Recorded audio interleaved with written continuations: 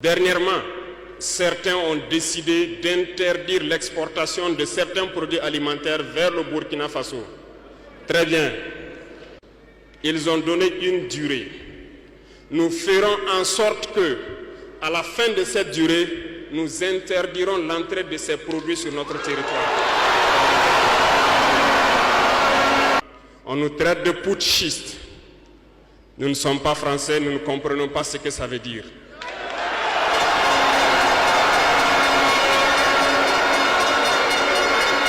Et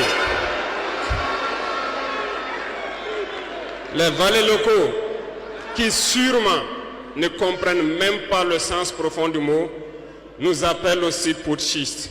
Très bien, on se l'approprie. Au fil de ces années, pour ce qui concerne le Burkina Faso, vous avez dû remarquer, tous les corps ont été déstructurés. Plus d'entraînement, plus rien pour l'armée. Ils ont imposé dans tous nos états-majors, toutes nos écoles et toutes nos structures stratégiques ce qu'ils ont appelé des conseillers militaires.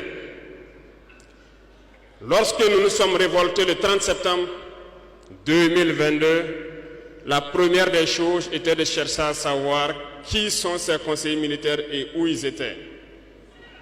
Nous avons donc pu identifier que le mal est profond. Et la première des choses était de leur demander de quitter notre armée.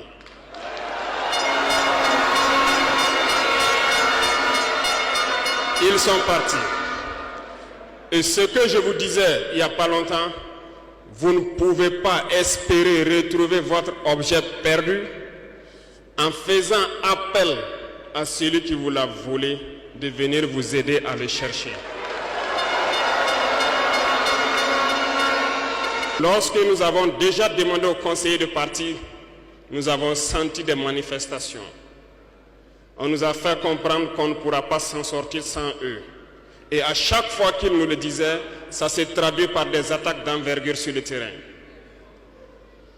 Nous avons bien reçu le message. Lorsqu'à l'orée de l'année 2023, nous avons décidé de dire donc aux forces étrangères présentes ici de partir parce que nous voulons lutter en burkinabé.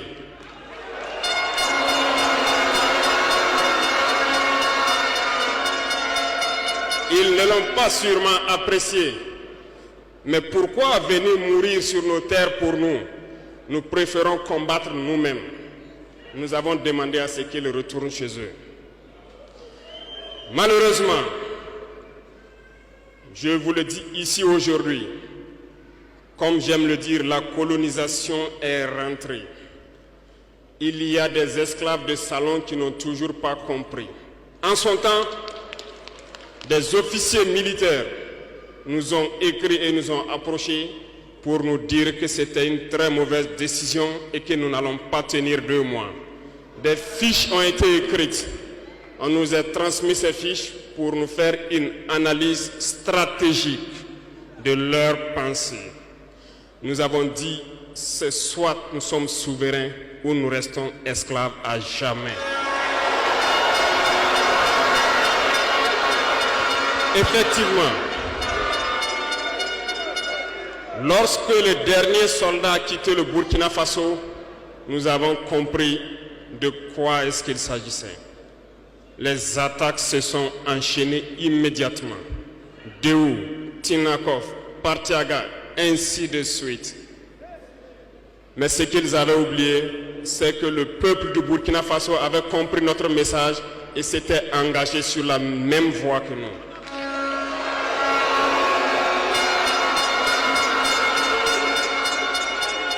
Nous nous sommes réorganisés rapidement et subitement, nous avons constaté que toutes les cellules dormantes terroristes se sont réveillées au Burkina Faso.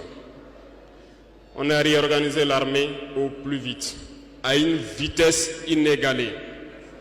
Nous avons créé plusieurs unités et même si plusieurs autres sont à venir, nous les avons équipées. Et aujourd'hui, cet équipement se poursuit parce que dans les jours à venir, les mois à venir, ce que vous allez voir venir au Burkina Faso doit faire de notre armée une puissance à craindre.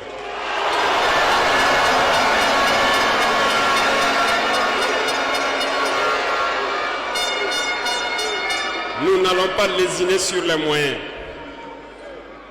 Nous avons compris que le combat qui est engagé contre l'impérialisme sera dur, très dur.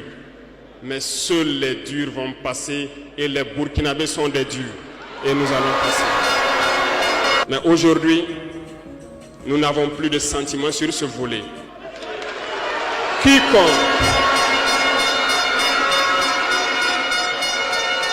Quiconque va trahir sa patrie au profit de l'impérialisme, il sera traité comme tel. Nous avons mis en garde pendant plus d'1 an les valets locaux, les esclaves de salon, pour qu'ils ne trahissent pas leur patrie au profit de l'impérialisme.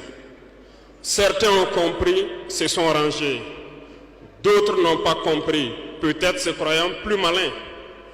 Mais aujourd'hui, nous n'avons plus de sentiments sur ce volet.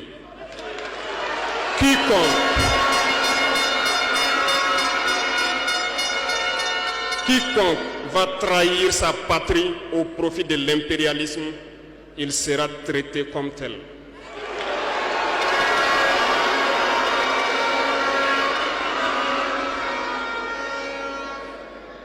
Revenons à notre fameuse CEDEAO. Depuis que nous avons décidé de quitter la CEDEAO,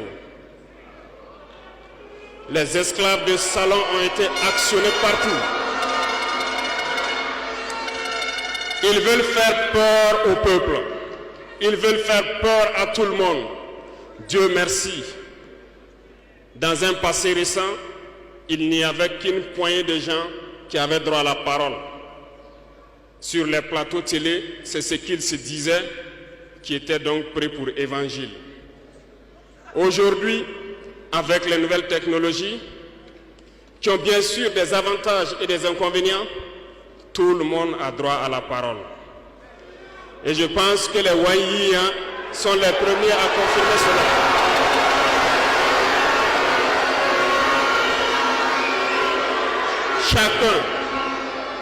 Chacun peut faire son analyse sur une situation. On peut certes se tromper, mais lorsqu'on vient vers nous pour comprendre, nous sommes bien ouverts pour vous expliquer les démarches. Ici, nous allons vous expliquer pourquoi nous avons quitté cette CEDEAO et vers où nous partons. Souvenez-vous que c'est en 1975 que ça a été créé. Et ça a été créé pour la majorité des chefs d'État putschistes, comme ils aiment le dire. C'était des militaires qui ont pris le pouvoir et qui ont pris les responsabilités pour créer la CEDEAO, pour qu'il y ait un véritable essor économique des peuples à l'intérieur donc de cet espace. Plus tard, les soi-disant démocrates se sont invités donc à la tête de nos États. Ils ont vidé complètement la communauté de son fondement. Lorsque le 26 juillet, le Niger a décidé de prendre son destin en main, nous étions surpris de voir la CEDEAO apparaître de je ne sais où avec une force en attente. Où était cette force? Lorsque des milliers et des milliers de Nigériens étaient tués par les terroristes, où était cette force lorsque des milliers de Maliens, de Burkinabés mouraient sous les balles des terroristes? Ils ont dit que par la force, ils allaient déloger donc les vaillants fils du Niger qui ont pris le destin en main du pays. Croyez-vous que ce sont des femmelettes qui sont au Niger? Il y a des combattants là-bas. L'armée nigérienne est guerrière. Ils combattent depuis des années. Ce n'est pas une armée de défilé ou une armée de maintien de paix. Et les armées de l'AES ont décidé de s'unir Nous attendons cette force en attente.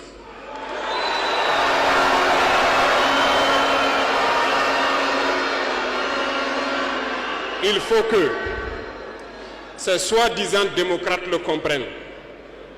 Lorsque des milliers de Nigériens sont morts sur leur lit d'hôpital par manque d'électricité ou par manque de médicaments, c'est du crime. Ils sont responsables de ces sanctions, ils sont responsables de ces morts. La même chose se passe au Mali. Avec le Burkina, nous avons des sanctions indirectes. Parce qu'il faut que les gens comprennent. Lorsqu'ils prennent leurs consignes de l'autre côté, ils viennent, ils font tout pour l'appliquer. C'est honteux. Certains ont décidé de ne pas fournir l'électricité à nos pays. Ce n'est pas gratuit, nous payons. Et ça contribue à leur économie.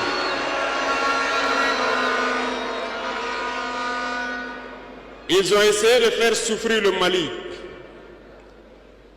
Et bien sûr, en faisant fi de tous les textes et de ne plus donner l'électricité au Mali, espérant que la population se révolte. Ça ne marche pas.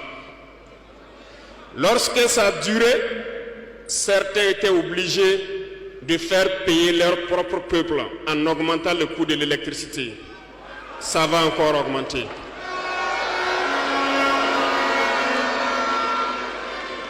Cela nous donne plusieurs leçons. Plusieurs leçons en ce sens que l'indépendance que nous prenons, la souveraineté que nous prenons, nous devons tout faire pour qu'elle soit. Ils nous ont donné de très belles leçons et nous avons très bien compris.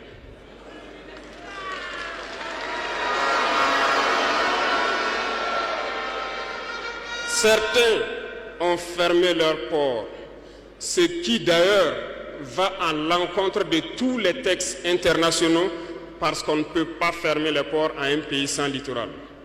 Ils l'ont fait, ils ont violé les textes. La communauté internationale n'a pipé mot. Personne n'a parlé dans la CEDEAO. Mais dans les ports, nous ne faisons pas transiter nos marchandises gratuitement. Nous payons.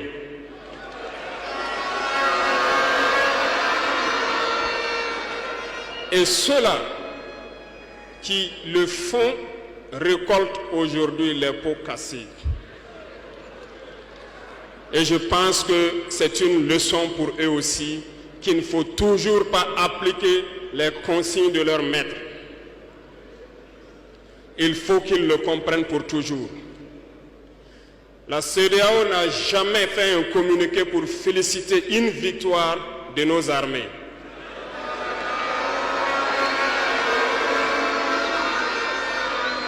À peine, elle condamne du bout des lèvres et très rarement lorsqu'il y a des massacres. Où est cette CEDEAO des peuples?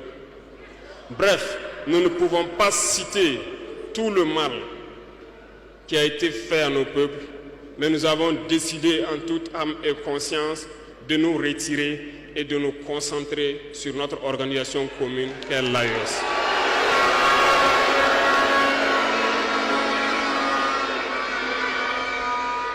Retenez que il n'y a pas de peur, parce que en prospectant et en nous mettant au travail, nous avons remarqué une chose. Dernièrement, certains ont décidé d'interdire l'exportation de certains produits alimentaires vers le Burkina Faso. Très bien. Ils ont donné une durée. Nous ferons en sorte que, à la fin de cette durée, nous interdirons l'entrée de ces produits sur notre territoire. Thomas Sankara disait que l'esclave qui n'est pas capable d'assumer sa révolte ne mérite pas que l'on s'apitoie sur son sort. Cet esclave répondra seul de son malheur s'il se fait les illusions sur la condescendance suspecte d'un maître qui prétend l'affranchir. Seule la lutte libère. Et je m'en vais vous dire que si pour se libérer, un esclave se fait des illusions sur la providence d'une croyance que son maître lui a imposée pour le maintenir dans les ténèbres, il se fout le doigt dans l'œil. Il restera à jamais aveugle dans les ténèbres et ne verra jamais le jour. C'est un message à toute l'Afrique. Et le Burkina Faso est solidaire et soutient tous les peuples d'Afrique qui souffrent le martyre. Mais nous voulons aussi dire qu'il est temps que les Africains arrêtent de s'apitoyer sur leur sort, de se morfondre, de se lamenter. Il faut lutter. Ça ne viendra pas du ciel tout seul. Il faut lutter d'abord et Dieu va vous aider. Et le Burkina Faso est prêt à aider tous les peuples qui vont mener cette lutte.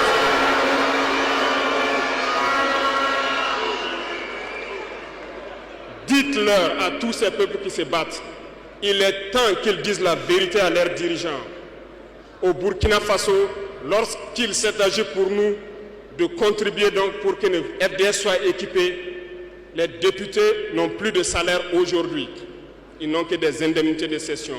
Les salaires des ministres ont été diminués au maximum et le peuple contribue. Vous ne pouvez pas lutter et vouloir que les dirigeants soient dans un luxe insultant. Les peuples doivent se réveiller et exiger cela de leurs dirigeants.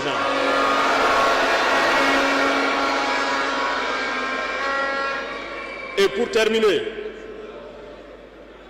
je lance donc un appel à tous les peuples de l'AES, à travers vous, pour qu'ils restent unis et solidaires. Toute souffrance a une fin.